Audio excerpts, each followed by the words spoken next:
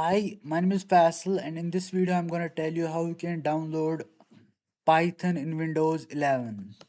You just need to go to python.org, and after that, you can just download it, and you can download Python install manager. After that, you can double click on it, and you can install Python. You need to say Y and yes. After that, you can say again yes, and it will start downloading Python. I don't need help online, just wait. After that, you can open cmd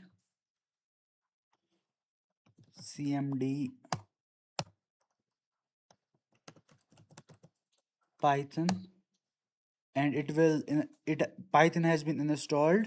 You can say anything like print hello.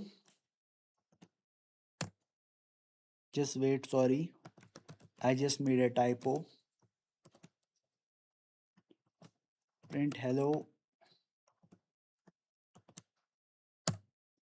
and it has printed hello. Thanks for watching. See you in the next video.